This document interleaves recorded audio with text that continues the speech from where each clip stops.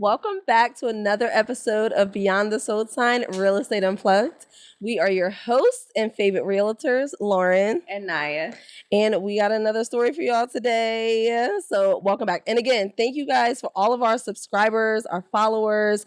Thank you guys for sharing our podcast. We really appreciate it. So, we just got to put that out there. And also, just a reminder that this is just a fun way for you guys to learn about real estate in a different way and not necessarily just, the regular standard way. We like to be a little different over here. So, this week, we have another story and it's called Speculating Seller. So, a few years back, I found myself representing a charming property with a seller who had a reputation for being eccentric. The house was a beautiful historic gem, but the seller's behavior added a layer of complexity to the selling process. During open houses and private showings, the seller insisted on being present, offering potential buyers her own guided tour, which often included colorful stories about the house's history and her personal experiences. While this could have been seen as endearing, the seller occasionally crossed the line by making inappropriate comments about the personal lives of prospective buyers.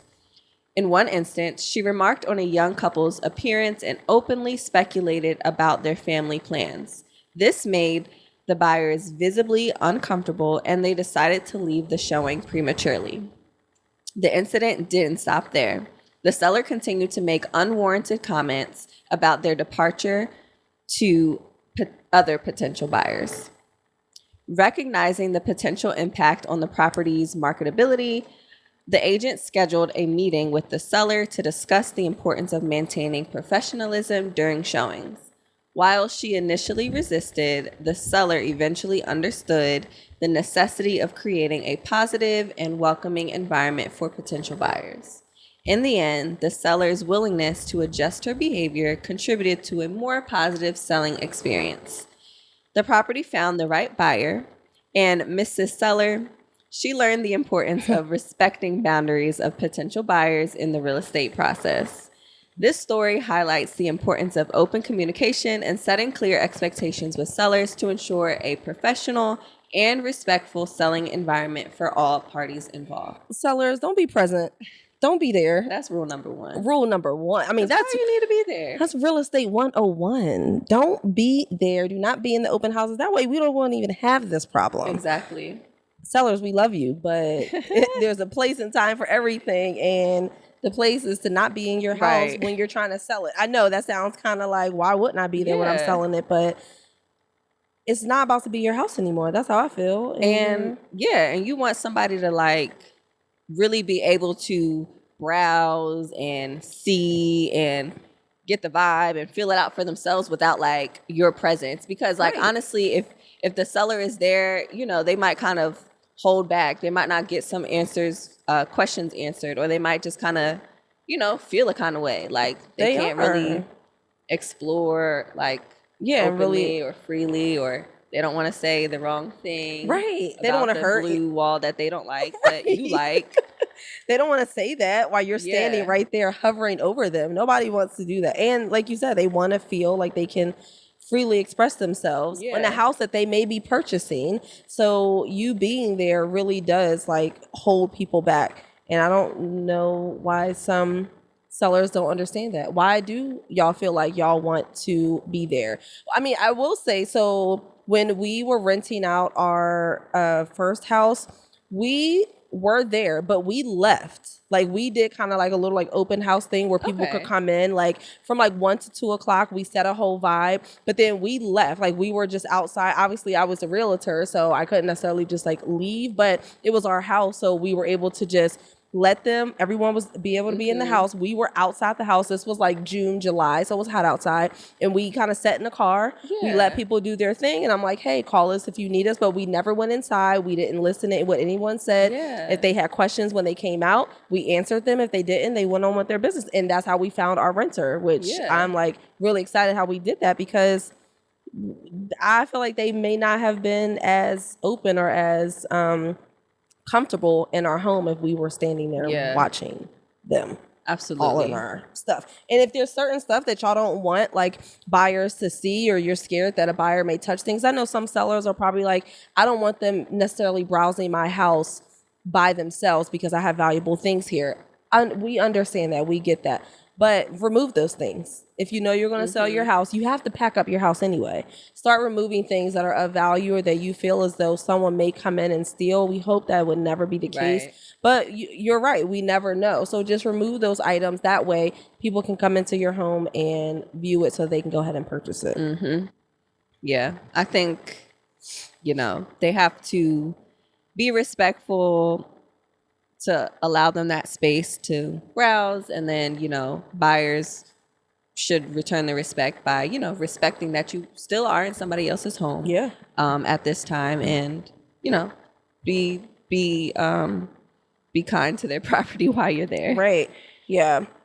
And agents, like realtors, being very transparent with your sellers, just telling them it is what it is. Sometimes we don't want to make our clients upset, but at some point you do have to keep it real with them and let them know, like, you can't be here for the showing, or you can't do this, or your behavior is just completely unprofessional. And who else is going to tell them? That's kind of our job to be there. And, we got to be the ones to make sure we express that to them. So failing to communicate will put you in a situation like this. And we never want that for our clients. So, and then like, as far as a seller, again, the seller just shouldn't be there at all, but like sharing the personal stories and stuff like that, like, just so it's nice. I see how she thought that was endearing, but like, it's just not necessary. No, it's not. And why are you speaking on someone's appearance? You cannot be speaking on someone's appearance. That is like a big no, you can't do that. Like, you walking in, and so what if a buyer who wants to come and buy your house has tattoos and piercings and a shaved head? Who cares?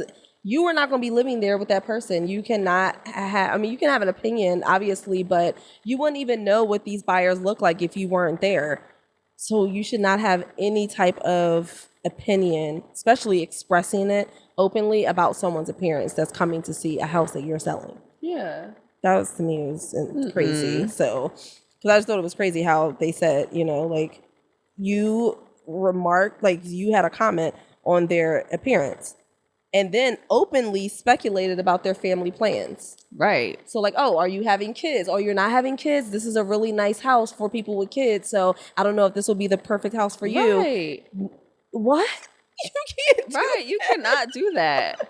So this is what is... When I read this story, I'm like, oh, there's no way. But I thought it was a good one just because this is a reminder that for sellers and for agents to letting us know, to make sure we let our sellers know, y'all can't be doing this. And, for buyers, we want to make sure that if we are working with the buyers, that we make sure they're comfortable. Because in the story, they were obviously very uncomfortable. Who wants to buy a house after that? They didn't. So it was very clear. I don't think they purchased the house. Yeah, that's a good point, because like, they could have liked the house, or, we're really excited to see it. Like, this, might be right location for them, right space and all that. But like, that experience could totally, again, you talk about, experience that can totally like just wreck a situation. And I have to share how we met too. Yes. So I think this was like me nearing the end of, like, after I passed my course exam, but maybe was still like studying and preparing for like the real exam, getting to like March. I remember I saw you on Instagram because I followed a hairdresser who you had gotten your hair done with. Oh. And because your name was like Lauren the Realtor or whatever, I was like, oh my gosh, she's a realtor. Let me look at her page. So I looked at your page and I was like, wow, okay, I really like what she's doing. Okay. Oh, thank you. And I guess I really wasn't following, or I don't think at that time I was really following too many realtors. So like, as soon as I saw you, I was like, oh my gosh, and she's in this area, like, pretty cool. And then I DM'd you, like, just saying like, hey, I'm studying for my license right now. I love what you're doing. Like, great to see all your, your work, your success. And you responded like so nice. So like, oh, thank you. You want to get lunch? And I was like, oh, yes, sure. Of course, we could go get lunch. And so yeah, I'm like, it's so crazy that I just like randomly saw you. And like now we're here and we went to lunch and like we've literally been together ever since then. And ever since Lauren has been such a like strong support for me. I really would not, I don't know what I would do without her, y'all. Thriving. She'll be doing perfectly fine, okay? No, I don't know what I would have done without meeting Lauren. Oh my, I really appreciate you. Thank you. No, I saw it. That's like rare because I don't answer a lot of DMs. The way now they they be flowing. It be 2 minutes, y'all. It be 2 minutes. I got her before everybody else got to her. That is true. Now I'm like, hold on, y'all. Wait, we about to put out an ebook and stuff. Give us a second. I can't be answering to everybody, but yeah, like that was it was meant for us. Yeah, it was meant for us to meet, to like be together, same brokerage, doing the team together, then doing the podcast. I feel like not even knowing we were both from South Jersey, not like at all, literally the same area code, all that. So crazy. Like, and then we meet here in Maryland. Yeah, like how? So I'm excited. Yeah, we have a lot coming up.